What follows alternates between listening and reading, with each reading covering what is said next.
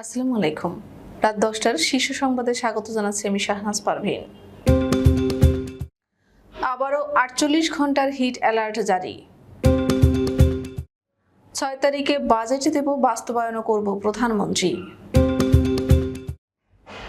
সরকার দেশে নব্য বাকশাল কায়েম করেছে ফখরুল। যুক্তরাষ্ট্রে যাচ্ছেন 30 ব্যাংকের এমডি। শনিবার দেশের পূর্বাঞ্চলে বৃষ্টির সম্ভাবনা রয়েছে, আর সারা দেশে বৃষ্টি হবে সোমবার।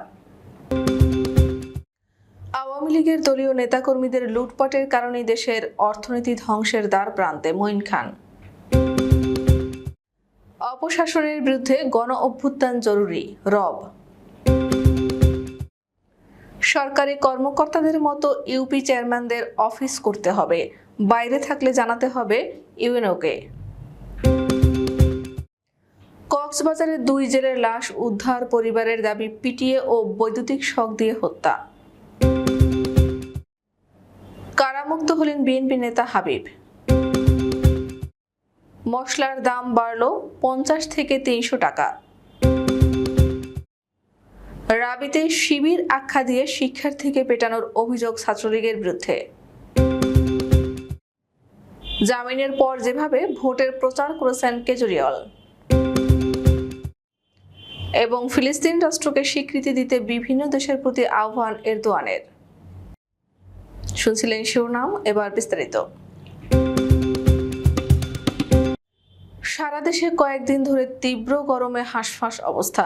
একের পর এক বিভিন্ন অঞ্চলে জারি করা হচ্ছে হিট অ্যালার্ট। এবার 4 বিভাগে হিট অ্যালার্ট জারি করেছে আবহাওয়া অফিস। আজ শুক্রবার বিকেলে আবহাওয়াবিদ AKM নাজমুল হকের স্বাক্ষর করা এক সতর্কবার্তায় এ তথ্য জানানো হয়েছে। এতে বলা হয়, ঢাকা বিভাগের পশ্চিমাঞ্চল সহ রংপুর, রাজশাহী এবং খুলনা বিভাগের ওপর দিয়ে বয়ে যাচ্ছে তাপপ্রবাহ। এই পরিস্থিতি শুক্রবার সন্ধ্যা 6টা থেকে পরবর্তী 48 ঘন্টা অব্যাহত থাকতে পারে। জলীয় বাষ্পের আধিক্যের কারণে অস্বস্তিকর পরিস্থিতি অব্যাহত থাকতে পারে। এর আগে গত বুধবার সন্ধ্যায় রাজশাহী, রংপুর, ঢাকা, খুলনা ও বরিশাল বিভাগে 48 ঘন্টার হিট অ্যালার্ট জারি করা হয়। এছাড়া গত এপ্রিলে বেশ কয়েকবার তীব্র তাপপ্রবাহের কারণে হিট অ্যালার্ট জারি করা হয়েছিল। আমরা 6 তারিখে বাজেট দেব, বাস্তবায়নও করব উল্লেখ করে প্রধানমন্ত্রী শেখ হাসিনা বলেছেন, দেশি বিদেশি নানা কারণে জিডিপি হয়তো কিছুটা কমবে, তবে তা উত্তরণ করতে পারব। শুক্রবার রাজধানীর ইঞ্জিনিয়ার্স ইনস্টিটিউশন বাংলাদেশ মিলনায়তনে বাংলাদেশ অর্থনীতি সমিতির 22তম দ্বিবার্ষিকী সম্মেলনের উদ্বোধনী অনুষ্ঠানে প্রধান অতিথির বক্তব্যে তিনি এসব কথা বলেন। প্রধানমন্ত্রী বলেন, গ্রামের অর্থনীতি পাল্টে গেছে। যারা একবেলা ভাত খেতে পারত না, তারা 4 বেলা খায়। আগে হাটবারের বাইরে কিছু পাওয়া যেত না, এখন সুপারমার্কেট হয়েছে। গ্রামীণ অর্থনীতি যত বেশি মজবুত হচ্ছে, শিল্প কলকারখানা বাড়ছে। আওয়ামী সরকার দেশে নব্য বাকশালী শাসন কায়েম করেছে বলে মন্তব্য করেছেন বিএনপির মহাসচিব মির্জা ফখরুল ইসলাম আলমগীর। শুক্রবার নারায়ণগঞ্জ জেলা বিএনপির সভাপতি মোহাম্মদ গিয়াস উদ্দিনের জামিন নামঞ্জুর এবং কারাগারে পাঠানোর ঘটনায় গভীর উদ্বেগ প্রকাশ করে এক বিবৃতিতে এ মন্তব্য করেন তিনি। বিএনপি মহাসচিব বলেন, 7 জানুয়ারি ডামি নির্বাচনের মাধ্যমে ক্ষমতা দখল করে অবৈধ আওয়ামী শাসক গোষ্ঠী এখন আরও তীব্র মাত্রায় হিংস্র হয়ে উঠেছে। মিথ্যাচার, ভয়ভীতি প্রদর্শন ও অপকৌশলের মাধ্যমে রাষ্ট্র ক্ষমতা টিকিয়ে রাখতে মানুষের ওপর দমন পীড়ন অব্যাহত রেখেছে। মিথ্যা ও বানোয়াট মামলায় সাজা দিয়ে দখলদার আওয়ামী সরকার দেশে নব্য বাকশালী শাসন কায়েম করেছে। নারায়ণগঞ্জ জেলা বিএনপির সভাপতি মোহাম্মদ গিয়াস উদ্দিনের জামিন নামঞ্জুর করে কারাগারে পাঠানোর ঘটনা আওয়ামী জুলুমেরই ধারাবাহিকতা।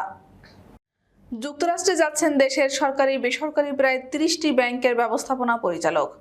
অফশোর ব্যাংকিং হিসাবের আওতায় প্রবাসীরা যাতে দেশের বিভিন্ন ব্যাংকে ডলার জমা রাখতে উদ্বুদ্ধ হন, সেজন্য আয়োজিত নানা প্রচারণায় অংশ নেবেন তারা। পাশাপাশি অর্থ পাচার প্রতিরোধ সংক্রান্ত একটি অনুষ্ঠানেও তাদের যোগ দেওয়ার কথা রয়েছে। সরকারি বেসরকারি ব্যাংকের এমডিদের সঙ্গে যাচ্ছেন বাংলাদেশ ব্যাংকের ডেপুটি গভর্নর কাজী সাইদুর রহমানও। জানা গেছে, 24 মে নিউ ইয়র্কে একটি হোটেলে প্রবাসীদের জন্য অফশোর ব্যাংকিং, ফিক্সড ডিপোজিট সংক্রান্ত প্রচারণা অনুষ্ঠানের আয়োজন করা হয়েছে। সারা দেশে চলমান তাপপ্রবাহ আরও 2 দিন থাকবে বলে জানিয়েছে আবহাওয়া অধিদপ্তর। আজ শুক্রবার বিকেল থেকে আগামী রোববার বিকেল পর্যন্ত ঢাকার পশ্চিমাঞ্চল সহ খুলনা, রংপুর ও রাজশাহী বিভাগের ওপর দিয়ে মৃদু থেকে মাঝারি তাপপ্রবাহ থাকবে। এই সময়ে বাতাসে জলীয় বাষ্পের আধিক্যের কারণে অস্বস্তিকর অবস্থা থাকবে। তবে আগামীকাল শনিবার দেশের পূর্বাঞ্চলে বৃষ্টির সম্ভাবনা রয়েছে, আর সারা দেশে বৃষ্টি হবে সোমবার। আজ বিকেল 5টায় আবহাওয়া অধিদপ্তর থেকে দেওয়া তাপপ্রবাহের সতর্ক বার্তায় এসব তথ্য জানানো হয়েছে। বিএনপির স্থায়ী কমিটির সদস্য আব্দুল মঈন খান বলেছেন, সরকার যুক্তরাষ্ট্রের কর্মকর্তাদের পেছনে ঘুরছে, আবার সমালোচনাও চালিয়ে যাচ্ছে। আজ শুক্রবার বিকেলে রাজধানীর মালিবাগে কারাবন্দী বিএনপির সহ স্বেচ্ছাসেবক বিষয়ক সম্পাদক আব্দুল কাদের ভূঁইয়া জুয়েলের পরিবারের সঙ্গে দেখা করতে গিয়ে তিনি একথা বলেন। মঈন খান বলেন, বিশ্বের যুদ্ধাবস্থার কারণে দেশের অর্থনীতি খারাপ হয়েছে, এটা সরকারের খেলো যুক্তি। ইউক্রেন রাশিয়ার যুদ্ধের কারণে দেশের অর্থনীতি খারাপ হয়নি, আওয়ামী লীগের সুবিধাভোগী ও দলীয় নেতাকর্মীদের লুটপাটের কারণেই দেশের অর্থনীতি ধ্বংসের দ্বার প্রান্তে। অপশাসনের বিরুদ্ধে গণ অভ্যুত্থান জরুরি বলে মন্তব্য করেছেন জাতীয় সমাজতান্ত্রিক দলের সভাপতি আ.স.মা আব্দুর রব। শুক্রবার তার উত্তরস্থ বাসভবনে জেএসডির সম্পাদক মণ্ডলীর সভায় তিনি এই মন্তব্য করেন। সভায় সভাপতিত্ব করেন জেএসডির সাধারণ সম্পাদক শহীদ উদ্দিন মাহমুদ স্বপন। আব্দুর রব বলেন, অন্যায়ের উপর ভিত্তি করে দাঁড়িয়ে থাকা বর্তমান পরিস্থিতি বা সমাজকে আমূল বদলে দিতে হবে। একমাত্র গণ অভ্যুত্থানই সমাজের বিদ্যমান আর্থসামাজিক ও রাজনৈতিক কাঠামো ভেঙে নতুন যুগের সূচনা করবে। অভ্যুত্থান হবে শুধু নৈরাজ্য বা অনাচারের বিরোধিতার জন্য নয়, অংশীদারিত্বমূলক রাজনৈতিক ব্যবস্থা তথা সামাজিক ন্যায় বিচার প্রতিষ্ঠা করার লক্ষ্যে। তাই আমাদের অভ্যুত্থানের অর্থ বুঝতে হবে ইতিহাসের প্রেক্ষাপটে। সরকারি কর্মকর্তাদের মতো চেয়ারম্যানদেরও নির্ধারিত সময়ে ইউনিয়ন পরিষদের কার্যালয়ে উপস্থিত থাকার নির্দেশ দিয়েছে সরকার। সহজে এবং কম সময়ে সরকারি সেবা নিশ্চিত করার লক্ষ্যে এমন নির্দেশনা দিয়ে চেয়ারম্যানদের চিঠি দেওয়া হয়েছে। মিঠাপুকুর উপজেলার ময়নপুর ইউনিয়ন পরিষদের সচিব শাহাদাত হোসেন চিঠি পাওয়ার কথা নিশ্চিত করেন। তার দেওয়া তথ্য মতে, স্থানীয় সরকার, পল্লী উন্নয়ন ও সমবায় মন্ত্রণালয়ের স্থানীয় সরকার বিভাগের ইউনিয়ন পরিষদ শাখা থেকে গত 15 মে এ সংক্রান্ত পরিপত্রে জারি করা হয়েছে। কক্সবাজারের খুরুশকুলে চুরির অপবাদে 2 জেলেকে ধরে নিয়ে রাতভর নির্যাতনের পর বৈদ্যুতিক শক দিয়ে হত্যার অভিযোগ উঠেছে। শুক্রবার বেলা 12টায় সদরের খুরুশকুল আশ্রয়ন প্রকল্প সংলগ্ন মনুপাড়ায় ঘের থেকে নিহতদের লাশ উদ্ধার করা হয়। কক্সবাজার সদর থানার পুলিশ পরিদর্শক মোহাম্মদ মসিউর রহমান বলেছেন, নিহতরা হলেন কক্সবাজার সদরের খুরুশকুল ইউনিয়নের মনুপাড়ার বাসিন্দা জামাল হোসেনের ছেলে আব্দুল খালেক এবং একই এলাকার আবু তাহেরের ছেলে মোহাম্মদ ইয়াসিন আরাফাত। নিহত দুজনেই পেশায় জেলে।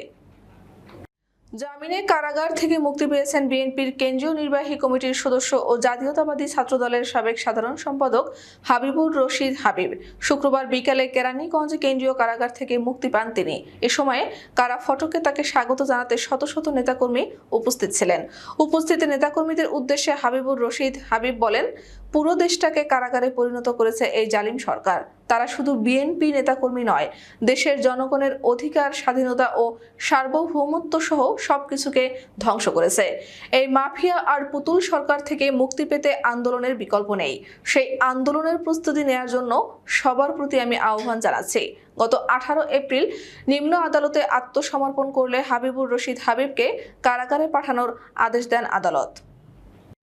চট্টগ্রাম বন্দর দিয়ে বছরের ব্যবধানে মশলা জাতীয় পণ্য আমদানি হয়েছে 30,717 টনের বেশি। অথচ দেশের সবচেয়ে বড় ভোগ্যপণ্যের বাজার চট্টগ্রামের খাতুনগঞ্জে গত বছরের অক্টোবর থেকে দফায় দফায় বেড়েছে মশলার দাম। গত এক সপ্তাহেই বেশিরভাগ মশলার দাম বেড়েছে ন্যূনতম 300 টাকা। দাম বৃদ্ধি নিয়ে আগের মতোই বক্তব্য আমদানিকারকদের। তারা বলেছেন, মশলা আমদানির ক্ষেত্রে অনেক বেশি শুল্ক গুনতে হয়, তার উপর চাহিদাও বেশি। পাশাপাশি ডলারের দাম বাড়ার কারণে বেড়েছে খরচও। আমদানিকারকদের এসব দাবি হাস্যকর বলে মন্তব্য করেছেন ভোক্তা অধিকার নিয়ে কাজ করা সংগঠনের নেতাকর্মীরা। তারা বলছেন, এখনো কোরবানির ঈদ আসতে 1 মাস বাকি, এরই মধ্যে তারা মশলার দাম বাড়িয়ে দিয়েছে। অসাধু ব্যবসায়ীরা সব সময় সুযোগের অপেক্ষায় থাকে।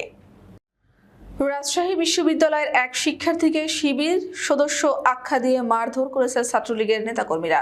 গতকাল মধ্যরাতের পর হোসেন শহীদ সোহরাওয়ার্দী হলে এই ঘটনা ঘটে। নির্যাতনের শিকার সবুজ বিশ্বাস বাংলা বিভাগের 2022-23 শিক্ষাবর্ষের শিক্ষার্থী। তিনি সোহরাওয়ার্দী হলের 316 নম্বর রুমের বাসিন্দা। এ ব্যাপারে হলের প্রধ্যক্ষের কাছে লিখিত অভিযোগ দিয়েছেন সবুজ। তিনি বলেছেন, মারধরের এক পর্যায়ে তাকে হত্যার হুমকিও দেওয়া হয়।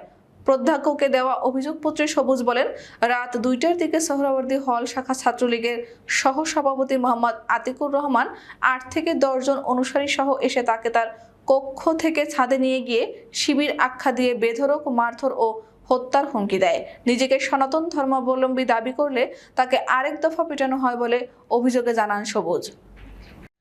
জামিন পেয়ে সারাদিন ধরে ভোটের প্রচার শুরু করে দিয়েছেন দিল্লির মুখ্যমন্ত্রী অরবিন্দ কেজরিওয়াল। ভারতীয় সংবাদ মাধ্যম ইন্ডিয়া টুডের প্রতিবেদনে বলা হয়, এক হাতে কংগ্রেস, অন্য হাতে আম আদমি পার্টির প্রতীক নিয়ে তিনি হরিয়ানায় রোড শো করেছেন। দিল্লি ও হরিয়ানা ছাড়াও উত্তরপ্রদেশ ও পাঞ্জাবেও প্রচার করেছেন কেজরিওয়াল। আর সেই প্রচারে নেমে সরাসরি বিজেপি ও প্রধানমন্ত্রী মোদীকে আক্রমণ করেছেন। গত 21শে মার্চ আফগানির দুর্নীতি মামলায় ভারতের কেন্দ্রীয় তদন্ত সংস্থা এনফোর্সমেন্ট ডিরেক্টর এর হাতে গ্রেফতার হন কেজরিওয়াল। তারপর থেকে তিনি কারাগারেই মুখ্যমন্ত্রীর দায়িত্ব পালন করছিলেন। পরে 10 মে তাকে জামিন দেয় আদালত। তুরস্কের প্রেসিডেন্ট রিসেপ তাইয়েপ এরদোয়ান ফিলিস্তিন রাষ্ট্রকে স্বীকৃতি দিতে বিশ্বের আরও দেশের প্রতি আহ্বান জানিয়েছেন। একই সঙ্গে স্বাধীনতার জন্য ফিলিস্তিনিদের এই সংগ্রামকে সবার সম্মান করতে হবে বলেও জানিয়েছেন তিনি। বৃহস্পতিবার রাতে এক প্রতিবেদনে এই তথ্য জানিয়েছে বার্তা সংস্থা আনাদুলু। প্রতিবেদনে বলা হয়েছে, বৃহস্পতিবার তুরস্কের প্রেসিডেন্ট রিসেপ তাইয়েপ এরদোয়ান আরও দেশকে ফিলিস্তিন রাষ্ট্রকে স্বীকৃতি দেওয়ার আহ্বান জানিয়েছেন। তুরস্কের রাজধানী আঙ্কারায় জর্জিয়ার প্রধানমন্ত্রী ইরাকুলি কোবাখিদিসকে অভ্যর্থনা জানানোর পর এক সংবাদ সম্মেলনে এরদোয়ান বলেন, স্বাধীনতার সংগ্রাম যার জন্য ফিলিস্তিনিরা ব্যাপক মূল্য দিয়েছে, আইন ও কূটনীতির ভিত্তিতে সবার এটি সমর্থন করা উচিত। আমাদের আগামীকাল দুপুর 2টার শীর্ষ সংবাদ দেখার আমন্ত্রণ জানিয়ে এখনকার মতো বিদায় নিচ্ছি। দর্শক, ভিডিওটি শেষ পর্যন্ত দেখার জন্য আপনাকে অসংখ্য ধন্যবাদ।